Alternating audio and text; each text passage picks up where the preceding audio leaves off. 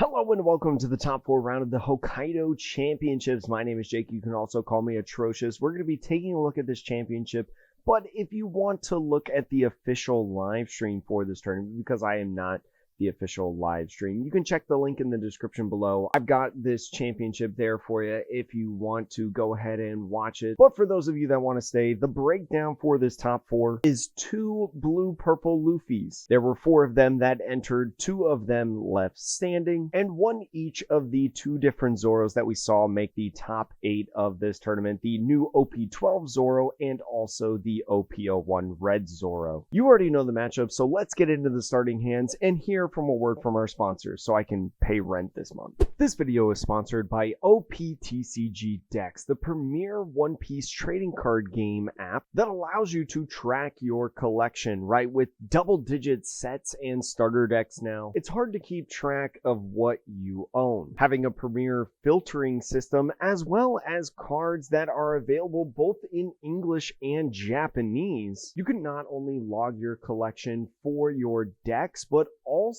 for collectors like me that like to get the Japanese exclusive promos. You can go ahead in the description and click the links for either the Google Play Store or the Apple App Store to be able to download this app for free, and you can get the pro version of this app for 30 days using my code Atrocious. Thank you so much again to OP12 Decks for sponsoring this video, and now let's get back to the championship. And so looks like the Zoro is going first in this matchup, taking the odd curve, probably going to be aggressive, right? That 3-cost Tony Chopper that you see in hand from OP08 is going to be really nice to be able to get some power and aggression going onto the board, swarming the board, especially with that 3-cost Alabasta Chopper, right? Having the opportunity to play out a nice character. You've got an OP01 Chopper, that's at 3-cost on the right side, as well as a nice 2K in the Hiking Bear, and also Kid and Killer, the blue-purple Luffy in their starting hand. Does have a little bit of ramping with that gear too, but also a couple different blockers in that OP11 Nami. Also has a nice removal card, and the Gravity Blade could be nice if you do sort of a starving method on the Zoro, but a Gum Gum Giant as well. We'll see how these starting hands in this interaction matches up. Zoro coming back into the limelight at the start of OP11 as one of the premier counter decks to the OP11 Luffy. We'll see if this Zoro can make it the whole way, and we'll showcase deck lists from this match, these 2 players, at the end of this tournament match. So here we go into the matchup. The Zoro going first does not have a 1-Dawn play as they typically sometimes do, so it's just going to pass. And so now the Luffy going on to 2 is going to pass as well, just a nice draw and pass. The Zoro now going to probably be going in with that Chopper right there from OP08 is going to go ahead and look at those top 5 cards for a 4,000 power or less character to play on the field. Has a couple different options, runs many options within this deck, but decides to go ahead and fail it. So after failing that, is not going to swarm the board, could spell trouble, right? But with the Tony Chopper, when attacking, you get another opportunity to fill out the board. And with that 7,000 power swing is going to take a life and then ramp with the gear 2 on the rest of the Dawn. The Zoro is still in a decent spot, right? Finding a new Tony Chopper as well on that life. Picks up a Nami on top of that right there. So he's just kind of thinking about the Dawn, what they want to do. The leader effect on the Zoro is going to be so nice for these Choppers, right? Because it is with that 1 Dawn on the leader effect, going to give 1,000 power to that Chopper, is going to be able to play out that effect and swing without investing any more Dawn. So playing out that duck build squad right there, nice 2K, is going to go ahead and force a 1K Nami counter. And now the 6,000 power swing is going to come in again with 4 Dawn left up. I'd like to imagine that there's probably going to be another 3-cost Tony Chopper played down and leave up 1 for the 1-cost event. So as we see this Chopper come in, we'll see if he can play another character out onto the field. Just going to be looking at that next top 5. Zoro, one of those decks that can cycle through their entire deck, right? So having that order of where you place things going back into the bottom is going to be really important within this deck and matchup. Is thinking about maybe playing that Alabasta 3-cost Tony Chopper onto the field. With that, they're going to be able to play another character from the hand, not opting for that EBL1 blocker chopper. But there we go. Off of that play, going to be playing 3,000 power or less character with that Hiking Bear. The Hiking Bear is going to be nice in boosting up more power onto these characters, especially that 3-cost Alabasta chopper on the field. So the Zoro now has to think about on this 7 Dawn turn of whether or not they want to go in with Gravity Blade, right? Gravity Blade would be nice to get rid of 2 characters and you can swing into another one, but is that too slow, right? So is going to start out swinging at this chopper right here, is going to go ahead, use that 1-cost event, just shut up and come with us, is going to go ahead, look at the top 5 yet again and potentially play out another character. Could be another chopper, so playing that chopper down over the 1 is going to negate the attack entirely, right? And play down an active character right here. That was kind of one of the best case scenarios, I feel like, on this play. And so now with that Gravity Blade, like I mentioned, is going to get rid of these 2 Swarm Choppers, which I do really enjoy right here. You get rid of the biggest bodies on the field, right, that can swing with the leader effect with no Dawn investment, but also the ability to put more characters right on the field, continue swarming. You want to starve out this Zoro right in this game, and that's kind of one of the easier ways to be able to do that. So he's going to go ahead with the Dawn on a 6th Dawn turn. The Luffy has a 2nd Gravity Blade in hand that they found. So it's going to be really nice to be able to get rid of more characters potentially in the next turn. So using that Hiking Bear effect to give the 1,000 power to Chopper with the leader effect is going to be a nice 6,000 and force the Bon Clay. Is going to attach 1 and swing now with the Hiking Bear. So swinging another 6,000 power, I believe, or 7,000 actually, is going to go ahead and force a 2K out of the hand. And now the Zoro swing is going to force another 2K on there. Might see the duck build squad also go in and swing. And so is going to go ahead, probably going to garner a life right here. And they are. And with the 2 Dawn is probably just going to go double Nami, right? To be able to fill the board with more characters to potentially threaten in the coming turns and find more pieces of the puzzle. We see that 3-drop rush Zoro, but is thinking about maybe grabbing counter instead with that Sanji, that nice 2K that we got in OP01. So putting that into hand, is going to use that final Dawn again for the Nami. Is going to round out the 5 characters on the board, right, with that Nami. And so searching in, maybe trying to find a little bit more counter, maybe trying to find a rush character, and looks like looking for that rush Zoro. The rush Zoro is going to be nice. We know we bottom decked 1 on the previous Nami search, and with another one in that hand, you do want access to some rush characters. So is going to find a Gear 2. The Gear 2 is going to be nice, right? You can go ahead and Gravity Blade 2 of these characters on the field, as well as swing into another one. You could use the other 2 Dawn to be able to counter out of different swings. And I think that might be what he's going towards. Probably just going to swing at this Hiking Bear, right? Want to negate as much power as possible in the Gravity Blade. Going to get rid of the Chopper and Duck build squad. Going to be nice characters, right? The Nami's being 2,000 power is going to force a Makino to come down on the field to really emphasize these 1-drops on the field. And Makino really being an unsearchable character is going to be tough to be able to find. And so you might have to invest a bit of Dawn to be able to swing at the Luffy.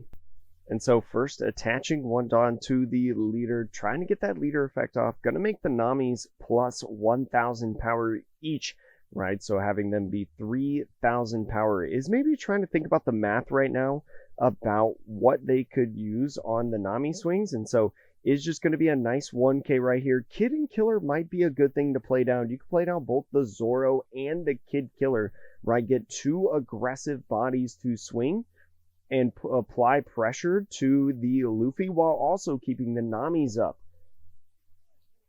Might be a very nice play. I think that's kind of where I would go at this point, right? You apply a lot of pressure. You maybe force those different events that are in hand. And if he tries to swing at something like the Kid Killer and the Zoro, they're already 5,000 power base. So you're able to just have an easy counter out with like the 2K of the Sanji or something like that. But decides to go with the Nami instead, is just going to swing and force the 6,000 power swing. Takes that life right there. Going to be a pudding.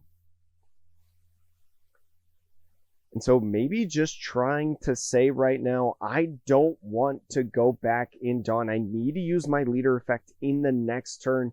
And so with that, 3 is going to get the Zoro for a nice 6K swing, is going to force that pudding. And with the 2 is going to put Sanji down onto the field. Sanji down onto the field is going to go ahead and get the 2 Dawn onto him, but is just going to pass off the turn. Just want to have access to another card in hand. That's why they took that life right there. So Luffy now on the back foot is going to use leader effect. Does find the Katakuri's right here. No 9-drop Linlin. You got to imagine that they were trying to look for that 9-drop Linlin to be able to heal a life, remove one of Zoro's characters on the field. Might be able to grab Nami right there, and maybe thinking about also drawing the Usohachi for turn, right? A nice 2K. You could maybe go in with something like the Sanji into Katakuri, right? Get the blocker on the field. You still have the Gear 2 in hand or the Gum Gum Giant, but decides to put them at the bottom of the deck. Interesting to get them at the bottom. Going to be a blind draw right here, and it's going to be another Gear 2. So maybe going to pivot in playing this Nami, right? Playing that Nami, leaving the Dawn up for all of these counter events, is going to draw 3 cards, and they're going to have to decide which 2 they want to put at either the top or bottom. Finds another Giant and another Sanji right here. God Thread. God Thread might not want to be utilized, though, just simply because you don't have enough Dawn to be able to survive in the turn, right? God Thread only gets rid of 1 card on the field. And so this actually is this is a tough time for the Zoro. I'm not going to try to hide it at this point. Zoro is in a very commanding position on this Luffy, looking really good right now. Still at a healthy 3 life and plenty of bodies on the board to be able to pressure within the next turn. Is going to go ahead and put those 2 cards at the bottom of the deck. Still has plenty of counter events, so probably just need to leave 3 up attached to and swing at the Zoro. You saw them play a 2K down in that Sanji, so you feel pretty decent on your odds of this 8,000 power swing to force them to have 2 2Ks to get out of this. And look at that, it's going to be a 2K and 2 1Ks getting out of the swing. Is going to go ahead to 9,000 power and passing off the turn. 4 characters on the field, and Kid Killer looks to be probably game at this point. I would imagine that Zoro now being on, I believe, a 9 Dawn turn, or no, full 10 Dawn, I'm sorry, is going to have enough to be able to pull out this victory, especially with the Gum Gum Mole Pistol that he's got in hand. He's going to be able to remove this Nami, but with the 3 Dawn, one of the curious things is that if you use the 4 from the Mole Pistol, does the amount of counter events that they have in hand enough to be able to claim this knockout? So starting out with the Mole Pistol after being a 6,000 power character on that Zoro with the leader effect, is going to go ahead and use that Sanji to reutilize 2 of the Dawn, make this Sanji an 8,000 power swing, right? Going to force maybe the Gear 2, maybe force a Gavel, right, to draw more cards, but goes ahead and swings now. And so no blockers on the field, and 5 Dawn left. We see the Kid Killer in hand that I was mentioning Using the Kid Killer, though, would mean that you don't get any swings from these Namis, but probably just more valuable in general to be able to utilize. So is going to go ahead and gear 2 up to 9,000 power, and that's kind of one of the things about being a 6,000 power leader that's so good with this deck. But the poke with 6,000 power is going to just force another event. This is a really good sign if you're the Zoro, because you now know that there's no counter in hand on this Luffy. All they have is just counter events being able to utilize. So the Giant is going to be able to draw 2, and it's 2 Linlins. So no counter at all. The Linlins just a turn too late at this point, and now the Zoro poke, right, is going to force the Gum Gum Giant or the Linlin. I think at this point, if you're the Luffy, you have to go in with the Gum Gum Giant, right? Because you need some counter cards. Either the Nami is going to swing with the rest of these Dawn, or another rush card like Zoro or Kid Killer is going to come down on the field to swing. So you know that there's at least going to be one more within this. So if you have any chance within this game, it's off of Gum Gum Giant. You sacrifice using leader effect in the next turn, but you can draw some counter cards. And look at that, a 2K comes in off the Sanji, but nothing else can work out. You have no more Dawn from the gear 2. And so with the Kid Killer on, the leader effect is going to gain an extra 1,000, being an 8,000 power swing, which Luffy can only match. And Zoro is going to make its way to the finals. One of the old faithfuls, right, from OP01, making it all the way to the championship. This Zoro build being well positioned in the meta, it seems, and really counters the one of the top decks in Luffy. It's going to be really interesting if we can see it match up against the final Zoro from OP12 that has been introduced, if it makes it within the finals as well. But before we get into a preview of what the next video on this channel is going to be, let's look at some sample deck lists. So last video I showed you the Hachi Japan 3v3 championship winning Luffy list. Now I'm going to show you one that's a little bit different. This is the second place team's list of blue purple Luffy, right? A little bit different than the last one that we talked about, playing the Gum Gum Redhawks. This also having the promo Kaido that we don't actually have yet, but very similar. If you are paying attention to the channel and you've watched a lot of the other blue purple Luffy videos, you know that they all have this general skeleton, right, of ramp options in the Zoro Bong Clay, as well as gear 2 being a nice ramp option. The middle of the game is primarily just Nami, right, being able to cycle the hand, really draw cards, or use different events like God Thread and Gravity Blade Raging Tiger to be able to remove different threats on the field. And then the late game, playing down Sanji potentially to get out an 8-drop Katakuri, a 9-drop Linlin, a 9-drop Luffy, or anything in between that they want. It's a strong deck. It is counterable, right? It's not unbeatable, but the different counters within this deck are definitely strong, and let's talk about the counter in this video. So this is the Zoro deck from this video, the exact one in this championship. A very strong performance and pretty typical to what we've seen from the Zoro decks in this format, right? Revolving around the OP08 3-cost chopper allows you to swarm the board with different animal types of 4,000 power or less onto the field. And you play so many different animal types, since Chopper is in, I think, most all of the cards that he is an animal type, right? That EB01 Chopper that I just showed you, Hiking Bear, the Alabasta OP04 Chopper, the Super Spot build Duck Squad, the OP01 Chopper, and also the Starter Deck 01 Chum Blocker Chopper. Plenty of different options to be able to get off of this, as well as the Shut Up and Come With Us, are two great ways that Zoro floods the board early and applies just so much pressure onto this game to overwhelm the opponent. You have other great aggressive cards in the Sanji and also the Zoro that we saw in this game, as well